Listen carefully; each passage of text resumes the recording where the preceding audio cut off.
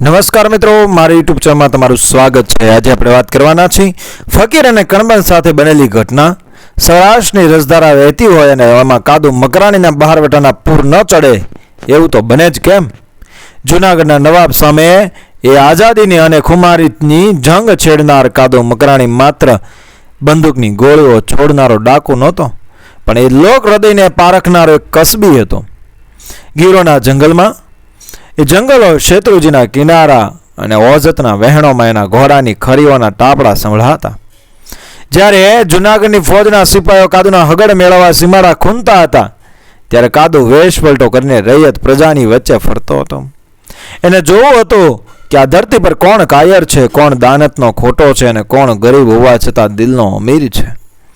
ભભૂતિ લગાવી, માથે જટા વધારી, હાથમાં લોખંડનો ચીપિયો લઈ અલખ નિરંજનનો નાદ કરતા કાદુએ એક દિવસ 3 ભિન્ન જીવોની કસોટી કરી। એ ત્રિવેણી કથા અહીં વિસ્તારપૂર્વક પ્રસ્તુત છે મિત્રો કે ભાદરવાના બળબળતા બપોરે એ સૂરજ નારાયણ કોપાયમાન થયા હતા, પવનના લૂના વાયરા વાતા હતા।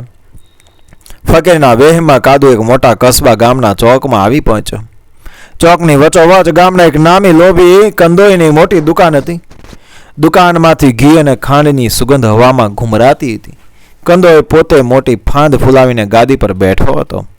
એના કારીગરો તાવડામાંથી ગરમા ગરમ જલેબી ઉતારી રહ્યા હતા અને બાજુમાં કેસરિયા પેંડા તથા બરફીના થાળ ગોઠવાયેલા હતા। કાદુએ પોતાના વેશને બરાબર સંભાળ્યો। કાંખમાં છુપાયેલી જામગરી બંદૂક દેખાઈ ન જાય તેની તકેદારી રાખી। એણે દુકાનની સામે જોઈને ચીપો પછાડ્યો કે લખ નિરંજન માલિક, તેરા ભલા કરેગા બચ્ચા, અલ્લાહ કે નામ पे कुछ दे दे, बड़ी भूख लगी है। કંદોએ માથું ઊંચું કર્યું। એની નજર ફકીરના ચિત્રે હાલ કપડા, ધૂળથી ખરડાયેલા પગ અને ભસ્મ ચોળેલા ચહેરા પર પડી। કંદોઈનું મોં બગડ્યું। તે ગરાગીના મૂડમાં હતો અને આવા સાધુ ફકીરો વાટાના ધંધા જેવા લાગતા। તે કરડાકીથી બોલ્યો, જા ભાઈ જા, આગળ હાલતો થા, સવારના પોગમાં માગવા નીકળી પડ્યો છે। હજી તો બોણીના ઠેકાણા નથી ને મફતી આવવું આવી જાય છે। કાદુએ ધીરજ ન ગુમાવી। એણે મીઠાશથી કહ્યું, બચ્ચા तेरे थाल में इतने सारे पेंडे हैं, एक पेंडा दे देगा तो तेरा भंडार कम नहीं होगा, अल्लाह तेरी कमाणी दुगनी करेगा। કંદોઈનો મગજ ગયો। એણે હાથમાં રહેલો તવેથી પછાડ્યો અને બરાડ્યો, તારા અલ્લાહને કહેજે કે ઘી ખાંડના ભાવ સાંભળે, હોનાના ભાવે મોરબ્બો વેચાય છે। આ કંઈ એ ધર્માદાની પેઢી નથી। આ મફતમાં પેંડા વેચવા બેસું તો ભિખારી થઈ જાઉં। સીધો રસ્તે હાલતો થા, નહીતર હમણાં રાજાના સિપાહીઓને બોલાવીને જેલમાં પુરાવી દઈશ। કાદુ મકરાણી ફકીરની જટા પાછળ મનોનો મન હસ્યો। એની સિંહ જેવી આંખોમાં એક ચમકારો થયો। એણે કંદોઈના ચહેરાના હાવભાવ, એની દાનત અને એના અહંકારને બરાબર માપી લીધા। કાદુએ ધીમેથી કહ્યું, અચ્છા બચ્ચા, જૈસી તેરી મરજી। ફકીર ત્યાંથી ચાલતો થયો, પણ એ બરોબી કંદોઈ કાદુના ચોપડે ચડી ગયો હતો। લોકવાણી કહે છે કે થોડા દિવસો પછી કાદુએ રાત્રે કંદોઈની દુકાન પર દરોડો પાડ્યો હતો। કંદોઈની તિજોરી એ સાફ કરીને બધી માલ મિલકત ગામના લોકો અને ગરીબોમાં એ વહેંચી દીધી હતી અને કંદોઈની આખી રાત લહણની તીખી ચટણી ખવડાવીને સીધો કર્યો હતો। કંદોઈની દુકાનેથી ધૂતકારો ફકીર હવે ગામને છેવાડે આવેલી ગરીબ વસ્તી તરફ વળ્યો। ત્યાં એક નાની કાચી માટીની તૂટેલી ઝૂંપડી હતી। ઝૂંપડીની બહાર લીપેલી નાનકડી વહોરીમાં એક વૃદ્ધ મોચી બેઠો હતો। મોચીની આંખો પર ઝાંખપ હતી, હાથ ધ્રુજતા હતા, છતાં એ બહુ જ ખંતથી કોઈકના ફાટેલા પગરખાને રાપી અને દોરાથી હાંધી રહ્યો હતો। એની આખી જિંદગી ગરીબીમાં વીતી હતી, પણ એના ચહેરા પર અજબનો સંતોષ હતો। કાદુ ત્યાં જઈને ઊભો રહ્યો। એણે હળવેથી ચીપિયો ખખડાવ્યો, શાહ અલી દિલદાર સાહેબ, બાબા કુછ ખાને કો મિલેગા, બડી આશા લેકર આયા હું। મોચીએ રાંપી બાજુ પર મૂકી। એણે ફકીરને જોયું। સાધુ સંતો પ્રત્યે ગરીબ માણસના દિલમાં અખૂટ આદર હતો। તે તરત જ ધ્રુજતા પગે ઊભો થયો અને બોલ્યો, આવો બાપા, આવો અલખના બંદા, મારી ઓહરી પાવન કરી। પણ બાપા, હું તો ગરીબ માણસ છું, મારી પાસે કંદોઈ જેવા પેંડા, લાડુ કે માલપુડા નથી।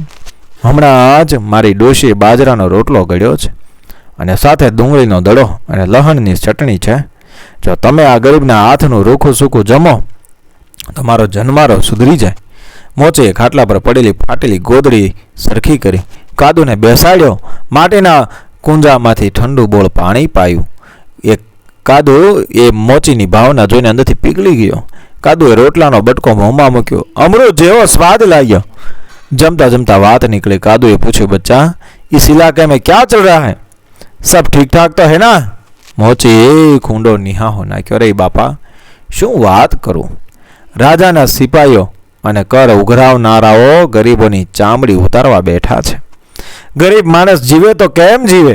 બસ આ એક કાદુ મકરાણી બહારવટે નીકળ્યો છે, એનો જ થોડો આશરો છે. એ અમીરો અને અન્યાયીઓને લૂંટે છે અને અમારા જેવા ગરીબના ચૂલા સળગતા રાખે છે. અલ્લાહ એ કાદુનું આખું લાંબુ કરે અને એના ઘોડાને કોઈ આંચ ન આવે. પોતાના માટે એક અજાણ્યા મોચીના મુખેથી આવા શબ્દો સાંભળી કાદુની આંખ ભીની થઈ ગઈ. જમી રહ્યા પછી કાદુ ઊભો થયો. એણે મોચીના ખભા પર મજબૂત હાથ મૂક્યો અને પોતાનો અસલી મરદાના અવાજ કાઢીને કહ્યું, મોચી ભગત ઓળખ્યો? હું જ કાદુ મકરાણી. મોચી તો આભો જ બની ગયો. એના હાથમાંથી રાપી હેઠી પડી ગઈ. તે કંઈ બોલે તે પહેલા કાદુએ પોતાના કમરપટ્ટામાંથી સોનાની બે ચળકતી મોરો કાઢીને મોચીની હથેળીમાં મૂકી દીધી અને કહ્યું કે તારો આ રોટલો અને તારી આ દુઆ કાદુ જિંદગીભર નહીં ભૂલે. જ્યારે પણ તકલીફ પડે ગીરમાં કાદુની યાદ કરજે. અને પલકવારમાં તો તે ગલીઓમાં ઓગળી ગયો. ગામમાંથી બહાર નીકળીને કાદુ સીમ ભણી ચાલ્યો. બપોરનો સમય હતો. સીમમાં પક્ષીઓ પણ માળામાં ભરાઈ ગયા હતા. ચારે બાજુ એક નીરવ શાંતિ હતી. એક કણબી એટલે પટેલની હરિયાળી વાડી દેખાઈ. વાડીના કુવા પર કોસ ચાલતો હતો, પણ અત્યારે બપોરે બળદોને છોડી દેવાયા હતા. વાડીના મકાનની ઓહરીમાં એક કણબણ પટેલાણી એકલી બેઠી હતી. એનો ધણી કોઈ કામસર ગામમાં ગયો હતો. ઓહરીના ખાટલા પર સોનાના ગાઢ દાગીના, કિનખાબની કોથળીઓ અને મોંઘા કપડાં પડ્યા હતા. કારણ કે આ કણબી પરિવાર સાંજે કોઈ લગ્ન પ્રસંગમાં જવા માટેની તૈયારીઓ કરી રહ્યો હતો. કાદુ હજી ફકીરના વેશમાં જ હતો. તે વાડીમાં દાખલ થયો. એક અજાણ્યા કદાવર ફકીરને વાડીમાં આવતો જોઈને કણબણ એક ક્ષણ માટે ચોંકી. પણ એ જગત જનનીનો અવતાર હતી. કણબીની દીકરી હતી. ડરી નહીં. તે બેઠી થઈને બોલી, આવો મહારાજ, રામ રામ. બપોરના તડકે ક્યાંથી આવ્યા? કાદુની નજર ખાટલા પર પડેલા કિંમતી સોનાના ઘરેણા પર ગઈ. કાદુને થયું કે લાવ, આ સ્ત્રીની હિંમત અને દાનતની આખરી કસોટી કરી લો. કાદુએ પોતાનો અવાજ ઘેરો અને ડરામણો કર્યો. હાથનો ચીપિયો હવામાં લહેરાયો અને બોલ્યો, माई तेरे पास इतना सोना चांदी पड़ा है? मैं बहुत भूखा हूँ, इसमें से मुझे कुछ दे दे, नहीं तो साधु का श्राप लगेगा, तेरा घर उजड़ जाएगा. કોઈ સામાન્ય સ્ત્રી હોત તો સોનું બચાવવા રડવા લાગત અથવા ડરીને અંદર ભાગી ગઈ જાત. પણ આ તો સૌરાષ્ટ્રની કણબન હતી હો, કે એના ચહેરા પર ભયનું એક પણ ટીપું નહોતું. તે ખડખડા હસી પડી. એનું હાસ્ય સીમમાં ગુંજી ઉઠ્યો. તે નિડરતાથી બોલી, અરે સાધુ મહારાજ, તમારા જેવા ભોગવાધારીના સોનાના ટુકડા શોભે ખરા? આ સોનું તો જડ વસ્તુ છે, એનાથી કોઈનું પેટ ભરાય? આ તો અમીરો અને રાજાઓના લોભની વસ્તુ છે. જો ખરેખર ભૂખ લાગી હોય ને તો મારી ગાયનું તાજું દોહેલું દૂધ આપું, ઘી ગોળ અને બાજરાનો ગરમા ગરમ રોટલો હમણાં જ ઘડી આપું. તમ તમારે પેટ ભરીને જમો, પણ સોના સામે નજર બગાડોમાં. એ આપણા ધર્મમાં ન શોભે. અમારા આંગણે આવેલો અતિથિ ભૂખ્યો ન જોવો જોઈએ. એ જ અમારું સાચું સોનું છે. કણબડના મુખેથી નીકળેલા આ વેણ, એની નિર્ભયતા, એની ઉદારતાની, એની માતૃત્વની ભાવના જોઈને કાદુ મકરાણીનું હૃદય પીગળીને પાણી થઈ ગયું.